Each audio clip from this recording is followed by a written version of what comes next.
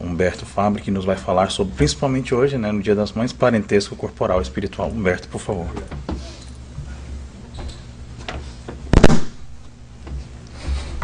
Amigos, boa noite. Obrigado.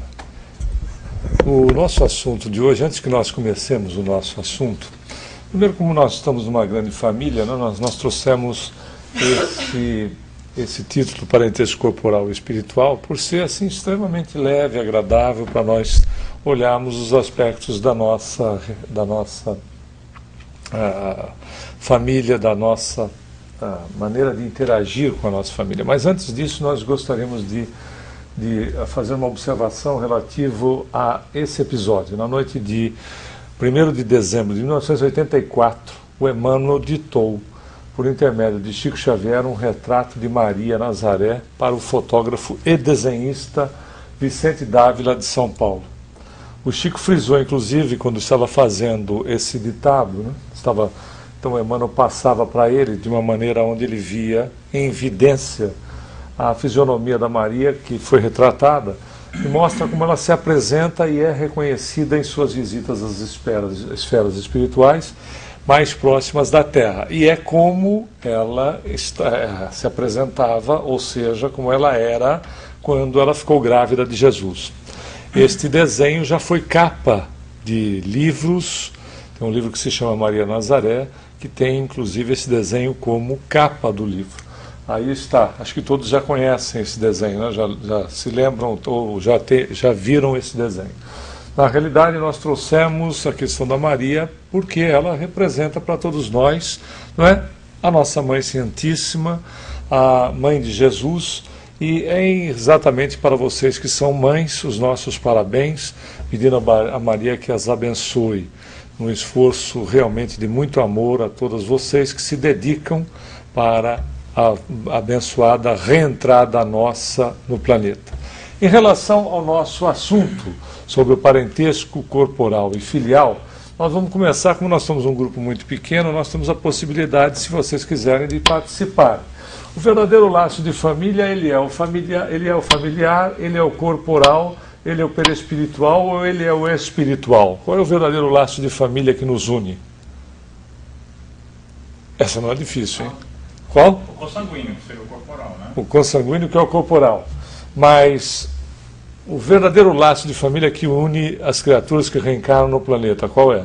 O espiritual. É claro, é o espiritual que nos une em relação às outras criaturas. Claro que o consanguíneo, sem sombra de dúvida, com diz respeito à questão do corpo. Mas os laços de sangue são totalmente diferentes dos espirituais, sim ou não? Sim, o que acontece é que o corpo procede do corpo e o espírito, mas o espírito não vai dar espiritinho. Quem cria o espírito é Deus. Os espíritos são criados por Deus. Nós somos co-criadores em plano menor. Jesus é co-criador em plano maior. Jesus é co-criador em plano maior porque a responsabilidade de uma maternidade, não é bem o caso como uma gestação e maternidade, mas, por exemplo, para a criação em plano maior, como se fosse, entre aspas, uma questão de maternidade, é reservada a espíritos crísticos, como é o caso de Jesus, que é o espírito crístico. Os espíritos crísticos são responsáveis pelo planeta. No momento que inicia-se a formação do planeta, esses espíritos têm a responsabilidade sobre toda a gestação do planeta, inclusive todos os períodos e processos pelo qual o planeta irá passar. Não existe plano B para a Terra, só existe um plano. Não existe. Se não der certo esse, o que é que nós vamos fazer? Não tem plano B. Ele é um plano único e ele não dá errado, né? Porque todas as passagens nossas, todo o processo que nós já vivenciamos, estamos vivendo e vamos vivenciar, todos eles estão dentro de um planejamento, não como um destino, não é numa situação de que as criaturas percam a sua livre expressão, em absoluto. Mas estão planejados os processos pelos quais o planeta não pode ficar mostrando ou demonstrando surpresas. Não existem surpresas no universo para Deus. Deus, como eterno que é, nós somos imortais. A questão da eternidade, se nós olharmos na questão daquilo que nós vamos vivenciando, cada um de nós, ou coletivamente, não existem surpresas para Deus. Né? Ele conhece, como Deus, absolutamente tudo. Na condição, então, a condição que se nos apresenta desde o nosso momento da criação até o instante onde nós chegarmos à nossa perfeição relativa, dado que a perfeição absoluta de Deus, ele tem o conhecimento pleno, sim ou não? Senão não seria Deus. Né? Se tivessem surpresas no universo para Deus, ele não seria Deus. No caso de um espírito crístico, como é o caso de Jesus, ele também tem a capacitação, e nós verificamos isso quando da passagem dele há mais de 2000 anos atrás, que ele faz determinadas previsões que aconteceriam 1000 anos depois dele, da passagem dele. E situações em relação à questão da evolução do espírito que estão muito além da nossa condição ainda, naquilo que nós vamos ainda alcançar. E ele vai dizer para nós, como responsável deste planeta, na condição de que já dissemos de espírito como co-criador em plano maior, de que das ovelhas entregues pelo Pai, nenhuma se perderia. É uma simbologia que ele faz para todos nós, de que todos nós que estamos sob a sua responsabilidade, desde o momento que iniciamos como princípio inteligente, agora somos espíritos, então nós já passamos para o estágio de espírito. O próximo estágio conhecido, informado pelos espíritos, é o estágio angelical, não é verdade?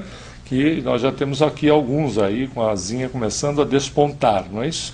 E aí esse estágio angelical, nós sabemos que isso é o outro estágio nosso, não é jamais aquele estágio que nós imaginávamos com o desenho de anjos e coisas do gênero, na auréola, que isso não acontece. É a questão da condição do espírito alcançar já um grau de evolução onde os aspectos que hoje fazem parte da nossa vida, daquilo que nós precisamos vivenciar, de preocupações, etc., as dificuldades já estarão superadas em todos os quesitos e a nossa moralidade, dentro da moralidade do Evangelho do Cristo, porque não é uma moralidade de usos e costumes, porque a moralidade de usos e costumes varia de povo para povo.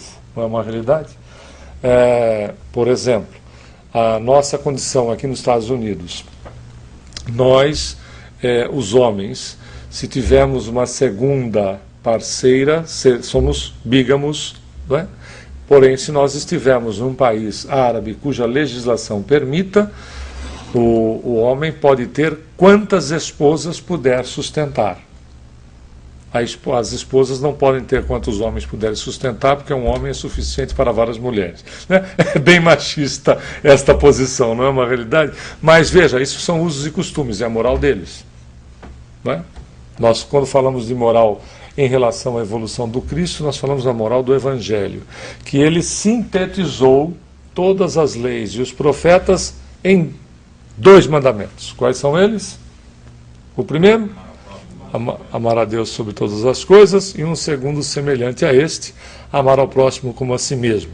Quando ele faz essa síntese, esta síntese ela estava presente e viva quando da passagem do Cristo, está hoje e em qualquer época da humanidade, seja desta humanidade ou da humanidade do universo, em qualquer condição que nós nos encontremos, em qualquer nível de evolução, em qualquer posicionamento que nós estejamos, em qualquer dimensão, esta será uma realidade.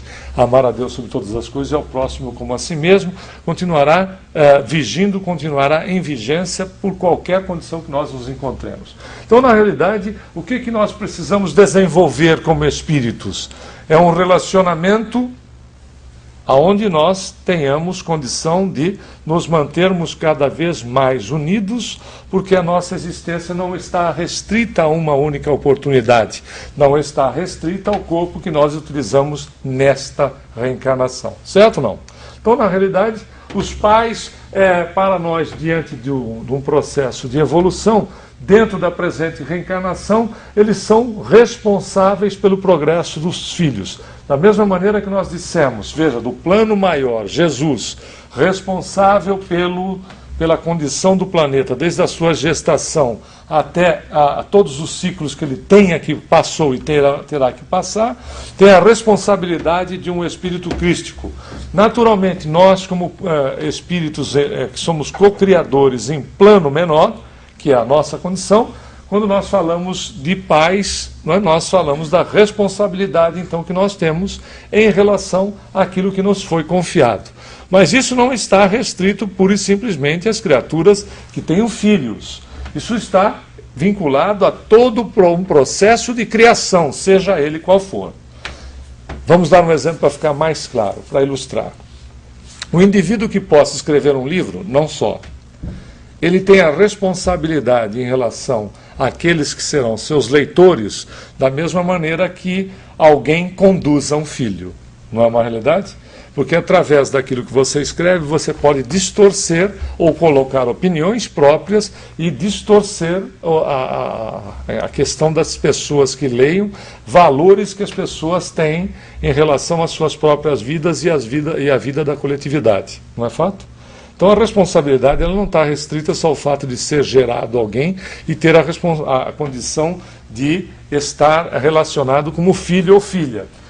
Claro que nós estamos tratando mais especificamente desse aspecto na noite de hoje. Então eles são responsáveis pelo progresso dos filhos. E a orientação religiosa, os pais têm obrigação, ou é melhor que nós, de acordo com alguns educadores, nós aguardarmos que o filho atinja uma certa faixa etária e aí ele, por opção própria, pela própria condição de vida, de relacionamento dele, escolha a melhor religião. O que será que é melhor para os filhos? Que eles possam ter a oportunidade de escolher? Vamos fazer aqui só uma pergunta simples. Quem é que veio da religião católica aqui? Só uma pessoa. Você também? Só uma pessoa não veio. O restante todos vieram de berço. Você não veio. Então 2 pessoas não vieram da religião católica. O restante de nós todos viemos da religião católica.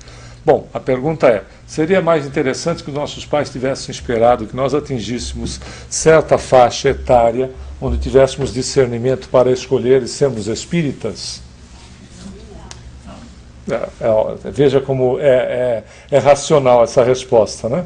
Porque se nós tivéssemos atingido determinada faixa etária para escolhermos, nós não teríamos base nenhuma. E sem base nenhuma, escolhe-se o quê? Não é? Ou nenhuma. Sem base nenhuma, você não tem nem a questão da base para escolher alguma coisa. Falta-lhe o fundamental. Significa o seguinte, você hoje nós optamos pela questão espírita, poderíamos ter optado por qualquer outra, budismo, hinduísmo, shintoísmo, né, o protestantismo, enfim, qualquer outra. Mas nós tivemos uma base. Naturalmente, pode não ter sido a base que nós mais gostaríamos, mas nós tivemos uma. Até porque os nossos pais deram o melhor pacote que eles podiam apresentar. Seria o mais perfeito? Para aquilo que eles poderiam apresentar, era o melhor. Mas nunca será, nem foi, nem será hoje, e no futuro, muito menos, a qualquer tipo de apresentação do pacote educacional que nós entreguemos será perfeito. Não é uma realidade? Por quê? Porque nós somos seres dinâmicos. Nós nunca estaremos contentes com aquilo que está sendo apresentado. Não é por estar descontentes ou inconformados. Como faz parte de todos nós a questão do progresso, nós sempre teremos uma demanda a mais naquilo que estiver sendo entregue. Então, nesta reencarnação, os seus filhos, para quem os tiver, você vai dar o que tem de melhor. Claro, você recebeu uma base interessante, algumas coisas nós fizemos mudanças, nós adequamos, porque há um dinamismo em matéria da própria evolução, e nós entregamos o melhor que nós temos hoje. É o melhor para hoje. Mas para eles que estão recebendo todo esse pacote educacional, eles também farão modificações. Quando nós reencarnarmos aqui no planeta, o nosso nível de demanda já será outro, não é verdade? Nós precisaremos também de outras modificações, porque nós estaremos num nível evolutivo, ninguém anda para trás. Não há, sempre há evolução. Por mais que o espírito, por opção, possa estacionar, nós temos essa opção pela liberdade, por mais que nós estacionemos, a própria reencarnação, o simples processo do choque com a matéria, essa simples condição, e o indivíduo não faça mais nada, supondo-se que ele não faz mais absolutamente nada durante uma existência. A simples mudança da condição dimensional do plano espiritual para o plano físico, ou vice-versa, já faz com que haja um pequeno aprendizado. Então, a questão de estacionar, sim, é possível. Tudo que poderia ser realizado acaba não acontecendo, porque o indivíduo, de repente, pode deixar para outra experiência. Mas sempre vai haver alguma evolução. Então, voltando aos aspectos, é extremamente importante que nós, coloquemos todo esse pacote educacional, incluindo-se religião, dentro daquilo que nós temos hoje. E como tivemos a opção de mudar, se eles quiserem a opção de mudar, muito bem, é respeitável. E aí, por causa das condições vibratórias, por vezes, que nós encontramos na família, os espíritos estranhos não podem reencarnar em nossa família. Essa informação é verdadeira ou falsa? Falsa. É falsa por quê? Porque não reencarna, assim, não pode. Porque, às vezes, a espiritualidade, dependendo do que foi combinado quando você combinou que você ia reencarnar, você vai justamente ter... Você vai justamente, para você voltar, para você evoluir, você vai ter que encarnar no meio de, às vezes, de pessoas que você teve desafetos, que você teve problemas, para que você possa ajudar ou então evoluir na próxima encarnação. É uma beleza. Na realidade, sumiu tudo aqui. Na realidade, ela é uma informação falsa, conforme mesmo você disse. O fato é que os Livro dos Espíritos, os espíritos maus se melhoram em contato com os bons. Não é verdade? E os bons também ajudam a melhorar aqueles que, por exemplo, sejam maus. É exatamente a missão de todos aqui, não é? Nós reencarnamos naquela família porque nós já somos espíritos melhores para poder ajudar aquelas criaturas, não é assim? Via de regra. E quando nós nos tornamos espíritas, via de regra, é assim: todo mundo em casa ou na família está perturbado até prova em contrário. Por isso que nós queremos que eles tomem passe, e uma das coisas mandatórias a gente já vai ver aqui mais para frente, que a gente gosta de implementar, não é? Porque já que os maus melhoram em contato com os bons, estão tendo toda a grande oportunidade em relação à nossa existência. Então os espíritos simpáticos estão em uma mesma família, mas como acabamos de ouvir aí do nosso amigo, existem casos de desafetos encarnados no mesmo ambiente. Logo, nos verdadeiros laços de família existem união, simpatia, comunhão de pensamentos e ideais, antes, durante e depois das existências. Com um detalhe importante a ser lembrado.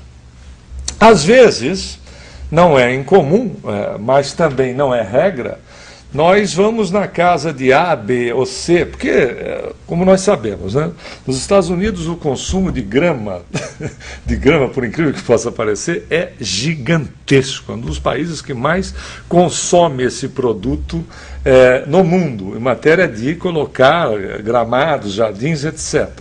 Muito bem. A grama dos vizinhos, você já percebeu que é sempre mais verde? Via de regra, é sempre mais verde. Como a galinha, né, do vizinho, quando havia criação, era sempre mais gorda. Bom, e às vezes nós vamos na casa de determinadas pessoas e assim, parece que lá é minha verdadeira família. Já teve essa impressão, não? Todo mundo já teve essa impressão de ir na casa de alguém e dizer assim, meu Deus, parece que eu me sinto lá, realmente me sinto em casa. Já chegaram a ter essa impressão? Você já teve essa impressão de ir na casa de alguém? Você também? Muito bem. Vai comer 1 quilo de sal com eles. E o quilo de sal é assim. Você não senta de uma vez e come o quilo de sal todo que você desencarna na mesa. Não é desse jeito? Sabendo que ele é um veículo hipertensivo, nós vamos cada vez reduzindo mais o sal na alimentação. Não é uma realidade? O quilo de sal demora um tempão para você consumir. Você estica-se o relacionamento do dia a dia. O fato de parecer não significa que é. Até porque nós podemos estar muito provavelmente, na sua grande maioria, nem sempre, mas na sua grande maioria, na família adequada. Emmanuel diz no livro Leis de Amor o seguinte: você está onde você possa ser mais útil e melhor. E aonde os outros possam ser mais úteis e melhores para você também. Logo, mesmo na família espiritual, não é uma turma toda, um time, que todo mundo faz o que um de repente goste mais, ou que todos eles gostem da mesma maneira. Por exemplo, na mesma família, se todos gostarem do azul, o amarelo que se cuide. O ponto é, apesar de nós estarmos na família espiritual, temos um relacionamento de amizade, nós somos individualidades, universos em separado. Cada um de nós tem experiências muito ricas e que são diferentes dos outros, apesar que na grande maioria dos aspectos nós nos identificamos, mas nós não somos iguais, nós somos semelhantes. Igualdade se encontra num caminhão de melancia. Aí você encontra igualdade. Fora isso, nós somos semelhantes. E mesmo que nós estejamos, e via de regra, como dissemos, nós estamos na família que é a melhor no momento, e que pode ser, inclusive, a nossa família espiritual, nós teremos divergências. Não é uma verdade? Nós teremos divergências. Isso foi por quê? Exatamente por experiências que nós temos, que não necessariamente são idênticas às dos outros que nos acompanham. Somente então a pluralidade, ou seja, a reencarnação, vai nos demonstrar que nós podemos estar em famílias diferentes e termos mais em comum com outras pessoas do que com os membros da própria família. Veja, desde que nós excluamos esse relacionamento de momentos muito curtos, como já dissemos. São essas condições que nós verificamos quando nós temos um relacionamento prolongado com outras pessoas, e aí sentimos-nos realmente, em relação à família consanguínea e àquela outra, sentimos a diferença, inclusive vibratória, mas com cuidado para a gente nós não nos enganarmos e estamos exatamente dentro desse quadro. As pessoas pensando diferente, apesar de terem um relacionamento de muito tempo. Muito bem. Então as famílias distintas, os laços espirituais vão se fortalecer e vão se ampliar. Os laços corporais extinguem-se quando acabam os interesses. E não quer dizer que acabam com o desencarne. Acabam os interesses e e aí não é quando se muda de dimensão, é quando se resolve o problema. Porque, às vezes, nós fazemos uma programação da seguinte maneira: nós vamos reencarnar no Brasil, e aí nós vamos nos amar profundamente no relacionamento, né, de companheiro-companheira. Nós vamos amar profundamente, e vai ser bem no interior do Brasil, assim, um lugar bem simples, e aí nós vamos morar numa casinha de sapê, mas como a gente vai se amar bastante, nós vamos ter 20 filhos, vai ser uma dificuldade miserável para cuidar de todos eles, mas a gente vai terminar a reencarnação com todo mundo bem resolvido. Ok. Aí a gente vem para cá, muda para os Estados Unidos. Aí chega um brasileiro e diz assim: olha, dá para a gente ir lá para o centro-oeste ou norte do Brasil. Eu não tenho nada, tem uma casinha de sapê lá, mas olha, em compensação eu amo você profundamente, ou ele ou ela fazendo essa proposta. Será que você não quer mudar? Lá a gente vai ter uns 20 filhos, vão ser felizes para sempre. Aí você diz assim: você vai me tirar do ar-condicionado e colocar lá no centro-oeste, numa casinha de sapê? Negou. É melhor eu de repente viver com um príncipe sem amor no castelo, mas não necessariamente com o amor da minha vida na casinha de sapê, ou com a princesa. Não, claro que nós estamos, né, exagerando a dose. São por vezes os interesses que nos movem. Estamos exagerando a dose num exemplo, não é, fantasioso, mas são às vezes os interesses que nos movem. Porque nós fazemos programações espirituais. Nós fazemos um programa e a nossa liberdade nos dá a condição de fazer alterações. Quem quiser pode pegar o livro Os Mensageiros, de André Luiz, pela psicografia de Chico, que nós vamos ver, entre outros casos, um dos muito interessantes para nós que trabalhamos em casas espíritas. Era um médium, esse espírito reencarnaria e ele teria uma mediunidade muito interessante, porque ele conseguiria ver outras reencarnações que a pessoa tinha, no sentido de auxiliá-las. Seria uma mediunidade de impacto, porque atrairia muita gente. E ele fez essa programação. Dentro desta programação para esta mediunidade, ele não se casaria, porque ele teria muita atividade em relação aos trabalhos na seara espiritual, além do trabalho normal do dia a dia, e ele não se casaria por conta dessas responsabilidades. Porém, em determinado momento, ele assumiria a responsabilidade sobre 3 órfãos que surgiriam na vida dele. Muito bem, ele fez a programação, reencarnou.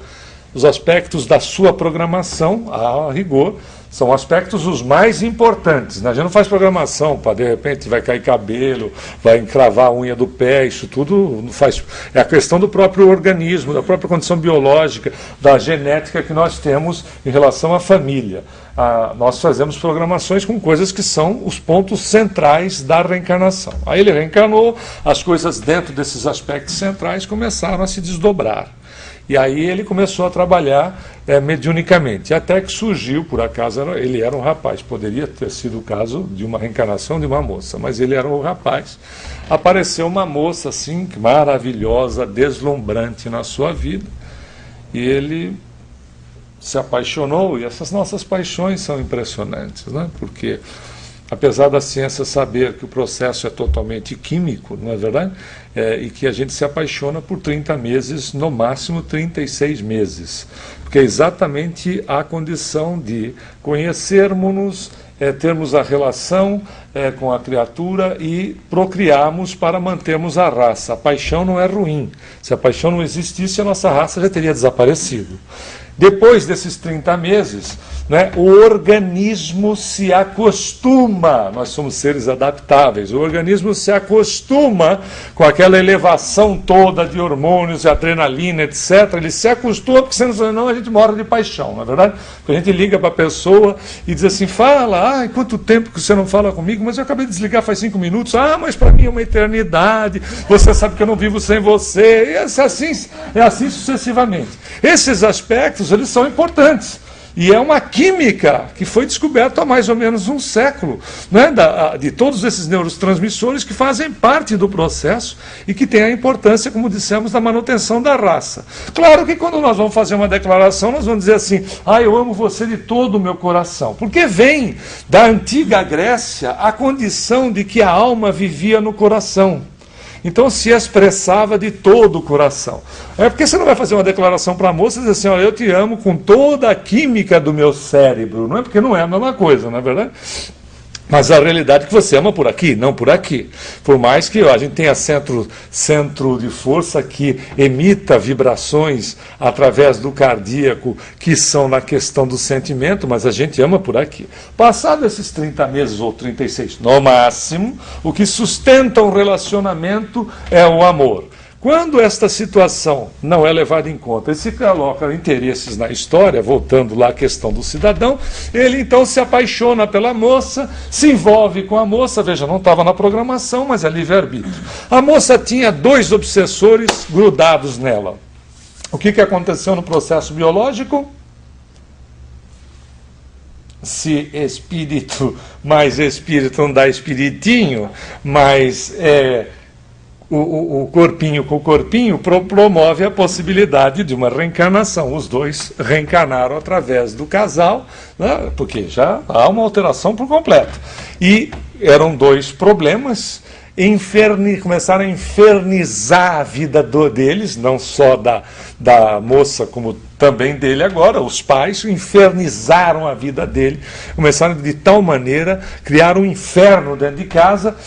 Durante esse período ele se afastou da mediunidade, da tarefa dele, porque a vida dele virou um verdadeiro inferno. Nesse ínterim apareceu as três crianças que eram órfãs, que ele assumiria a responsabilidade, que dado o inferno que ele vivia em casa, ele as rejeitou, e aí depois de um tempo ele desencarnou e estava contando essa história lá no Centro dos Mensageiros para André Luiz no plano espiritual.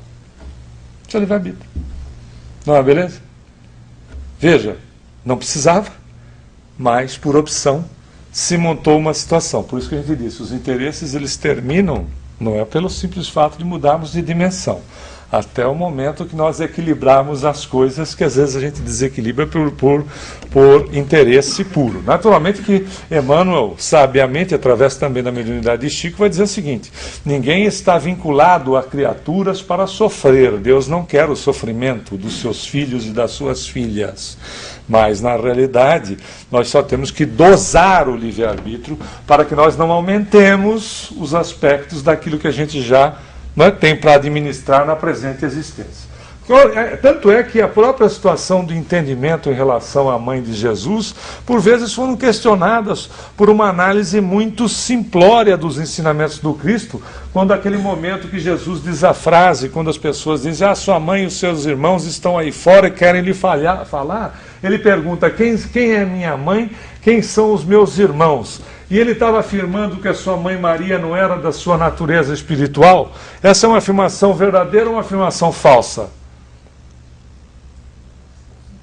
Está animado aqui, né? Parece velório. Aí, é uma afirmação verdadeira ou uma afirmação falsa? É uma afirmação falsa, por quê? Porque, na realidade, quando ele faz essa pergunta, naturalmente Maria era da sua família espiritual como os seus apóstolos. Mas os irmãos de sangue de Jesus, alguns deles achavam que Jesus tinha perdido o juízo e que queriam tirá-lo do meio do povo. Veja, interessante para nós notarmos o seguinte: dentro de uma família, o próprio Jesus não ficou isento de ter uma situação delicada em relação aos seus familiares, não é uma verdade? Ou seja, o próprio Jesus não teve privilégios. Alguns irmãos dele achavam que ele tinha problema realmente mental e que era interessante que tirasse ele de circulação, porque ele estava se comprometendo. O único que o acompanhou, além da Maria, sua mãe, foi o Tiago, que era, aliás, um judeu ortodoxo. O Tiago, se nós tivermos oportunidade, se é que já não lemos o Paulo Estevão, nós vamos encontrar o Tiago na Casa do Caminho, que já havia sido fundado por Pedro, por ele, etc., por Tiago também.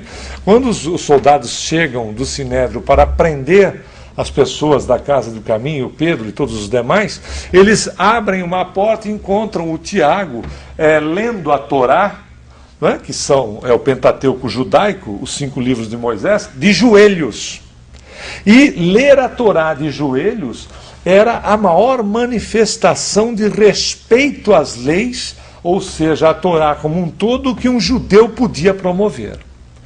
Então veja que o próprio Tiago, ele era um judeu ortodoxo que cumpria lá aqueles 600 e poucos preceitos que o judaísmo tem, aonde Jesus, por isso que Jesus usa aquela síntese em relação às questões das leis e dos profetas, transformando em 2 mandamentos. E um dos preceitos da época, por exemplo, de Tiago, e ele cumpria à risca, era não tomar banho. Nunca. Imagina como é que devia ser. Olha como Jesus amava as pessoas, não é verdade? A partir do processo dentro da própria casa, né? Como Jesus se doava em relação aos semelhantes, não é verdade? Tanto é que nós verificamos na questão da Maria a própria recomendação que Jesus faz para João, seu apóstolo, quando ele estava crucificado. Que ele vai dizer para João, filho, aí está sua mãe, mãe, aí está seu filho. Mostrando a valorização da questão da mãe, mostrando o valor em relação à família e, inclusive, tendo a preocupação, lembremos-nos de que ele já estava crucificado. Ele tendo a preocupação de que a sua mãe fosse atendida até o final dos seus dias na reencarnação que ela se encontrava, porque ela já era viúva de José. E João foi, depois do desencarne de Jesus, passou a cuidar de Maria até quando esta desencarnasse. Mas veja que é a valorização da figura da mãe, é a valorização da questão da família como um todo, na prevenção em relação à sua própria mãe. Na realidade, o que nós vamos encontrar dentro da própria família, que dissemos, é a importância do Evangelho no lar. Então, para que esta família seja cada vez mais valorizada através da nossa conscientização em relação a ela. Não é por isso que nós dissemos, quando a gente começa como espíritas, nesse processo de transformação, querendo auxiliar as criaturas, uma das coisas que a gente gosta de fazer quase que de imediato é a implantação do Evangelho no lar, não é verdade? Mesmo que as pessoas não queiram. A gente chega e diz assim, a partir de hoje nós vamos, ou então assim, olha, eu fui na casa espírita, li isto ou li aquilo, eu fui tomar passe, você está precisando tomar passe. Eu percebo que você está precisando tomar passe. Mas você sabe o que é na realidade? É tão interessante, porque o ser humano, ou seja, todos nós, fomos criados. No simbolismo demos uma imagem antropomórfica, ou seja, uma imagem de Deus igual a nós, simbolicamente. Mas fomos criados, não é, exatamente de acordo com a imagem de Deus. Se fomos criados de acordo com a imagem de Deus, a nossa genética é de natureza divina, não é verdade? Se nós fomos criados por Deus, a nossa genética é divina. Tanto é que Jesus disse isso há mais de 2000 anos. Vós sois deuses. Foi ele que nos disse. Se a nossa genética é divina, como base inicial nossa, que nós vamos desenvolvendo, tudo está em nós. Tudo em potência está em nós. Nós amamos porque nós exercitamos o amor. E assim sucessivamente. As demais virtudes acontecem por exercício. Aquilo que nós admiramos em outras pessoas, às vezes está em nós, ainda não desenvolvida naquele grau. Podemos ter outros desenvolvimentos em graus superiores àquele. Mas aquele, por exemplo, que nós ainda admiramos, ainda estar em desenvolvimento. Significa dizer o seguinte, se nós somos frutos do amor, tudo aquilo que nos é bom, nós queremos passar para os outros. Não é isso? A gente tem interesse daquilo que é bom para nós passar para o outro. Isso pode estar ainda num processo inconsciente em relação ao outro, mas é uma realidade. Porque se nós somos criados por Deus, somos todos irmãos e irmãs.